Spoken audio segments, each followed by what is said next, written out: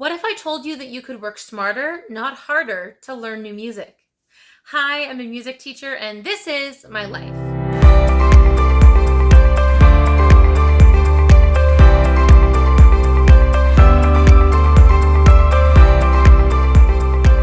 Welcome back to the channel, everyone, and welcome for those of you who might be new here. In today's video, I'm going to walk you through some easy things that anyone can do regardless of their skill level so that they can learn a new piece of music or a new song much faster. Because every minute of practice time is precious, so you want to make it count.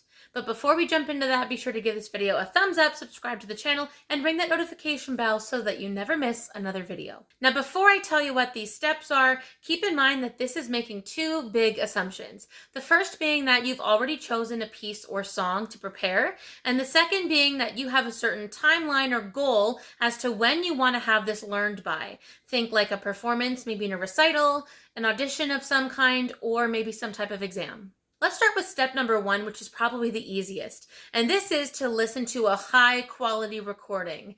Now, when I say high quality, it's because you want to make sure that you're listening to someone who is proficient at this instrument and who's got a very good understanding of the piece. They're not making mistakes. They may even be a professional, but it's so easy to find high quality recordings out there. You can find them on YouTube. So make sure that you listen to it so that you know what to listen for in terms of how to play it the right way.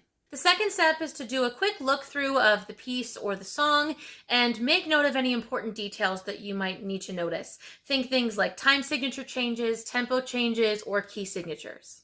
The third step you want to do is break the song or piece into various sections. So if you're singing, maybe you're focusing on, let's say, a certain verse and then the chorus. The bridge could be a separate section. If it's a longer piece of music, then you might break it up into, let's say, one page at a time or a half page. Depending on the piece and the musical phrasing, you want to make sure that you're breaking it up into smaller sections, but they're still going to make sense with the musical phrasing. Step number 4 is for folks who are playing an instrument where your two hands are doing different things at different times, and that is to break the sections up and then to also practice your hands independently. So, for example, if you are a pianist or an organist, then you want to practice the right hand by itself, then practice the left hand, and then when they're both correct, try adding the two together and see how it goes.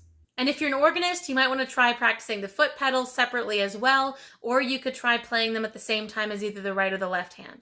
Now, step number 5 might be a little counterintuitive based on the title of this video, but it's to play gradually and slowly. What I mean is you want to make sure that you're choosing a tempo to practice at where you're able to play it without making any mistakes. I found some sheet music that I used in university. I want to show you what I mean.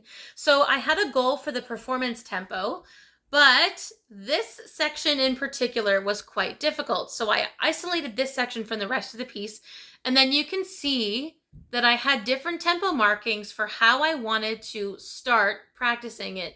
And then gradually over time, I would write down very specific metronome markings so that I knew next time this is what I'm trying to play. Okay, now can I try just a little bit faster? If I could and I made no mistakes, great, then I would write it down. So this probably took me like weeks, maybe even a few months to do, but it was a great way for me to be able to learn the piece and make every minute of my practice time count. Another reason why it's really important to do this is because one of my favorite sayings is practice doesn't make perfect. Practice makes permanent. So if all you do is practice mistakes, then you get really good at playing the wrong things, and that's not what you want if you want to learn a new piece a lot easier and faster. Here's step number 6. As you are playing and learning each section of this piece or of this song, make a plan, play it, and then judge yourself fairly. Judging yourself fairly means both being a little bit of a critic when you make mistakes, recognizing where you made mistakes, where you can improve and trying again, but also noticing when you've accomplished something, right? So if you've conquered a really difficult passage, or you were really focused on this one bar where you almost always trip up and then you don't, that is important too. So judge yourself fairly. You want to try to find a balance of both being a critic and knowing where you can improve and celebrating those wins along the way. And step number 7 goes along with that really well, but that is to target the weak spots or the challenging parts. Don't ignore them. I used to ignore them when I was a kid in my piano lessons. I would always play the pieces in my personal practice that were more fun to play, But my piano teacher growing up would actually put the pieces that I thought were more technically challenging and less fun at the beginning of my list on purpose. So whenever I went to my piano lessons, the fun things that I liked playing were always last. So I didn't actually end up getting away with anything. I just ended up having those difficult, not so fun pieces on my list for a longer amount of time. And like I said before, it's really great when you get to celebrate the win of overcoming that obstacle or fixing those mistakes that you make along the way. Step number 8 is to write things down. And I mean this in 2 different ways. The first one is something that I will do for my students if they are my private students. But if you're just playing on your own, then this is also something you can do for yourself. You can write down a plan for what your practice session is going to look like. I made this one for myself when I wanted to start learning the Heinecke Concerto for flute and piano. And so I would write down exactly what my warm-up is, and then when I was learning that piece, what bar am I going to be on, or what movement am I learning, right? So I'm making a plan and I'm writing it down so that I have to follow it and I don't forget what it was. And your sheet music should be no different. When I say write things down, sometimes I'm kind of shocked or surprised at how little pencil writing there is on some people's sheet music. In my opinion, your music should be white, black, and gray. I'm going to use the same piece of music I showed you earlier from university as an example of this. So I would write things in my music like right here at the beginning of this run. I know I've got this long slurred section. I put a large breath mark and I even wrote big breath. So at some point in practicing this piece, I wasn't taking a deep enough breath, so I felt the need to write it in 2 different ways. And how you write things in your music might look completely different than mine. Do what's going to work best for you. You could also choose to write things down that will help you with your rhythm. So for example, these are groups of 7s, and so I decided it made more sense to think of it as 3 plus 4, not 4 plus 3. I also wrote D sharp and then fab, so it kind of looks like D fab, but basically those are all of the notes that are happening in these runs just in different octaves.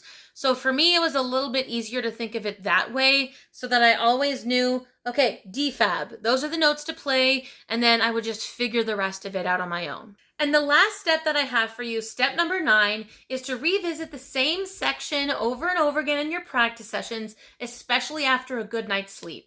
I cannot tell you the number of days where I have gone to practice the flute and for whatever reason, I was making more mistakes than usual. I was getting more and more frustrated, and I couldn't explain why it was happening because the day before my practice session was fine. And usually what would end up happening is the next day, the practice session, for whatever reason, just goes a little bit smoother. I'm not as frustrated. I'm not making the same mistakes as the other day. And so a good night's sleep can be really, really beneficial because it sort of calms the body down, thinking, well, it's a fresh new day. And this would also happen when it came to performances. There were times where I had a really bad dress rehearsal and I was nervous about the performance. And then the performance went just fine. So I sometimes would have a bad dress rehearsal and a good performance. Don't worry, but sometimes it's really good to get a good night's sleep. And from a scientific perspective, new information is actually consolidated during sleep, so it's really good for your brain to do this as well. With all that being said, I hope you found this video helpful to hopefully help you learn your new music in a smarter way instead of working harder. This won't replace good practice habits, so don't forget to continue to practice. Practice makes permanent and practice makes possible. If you like this video or find it helpful, be sure to give this a video a thumbs up, subscribe to the channel, ring that notification bell, and give us a follow on Instagram, and I'll see you right back on this channel with another new video very soon.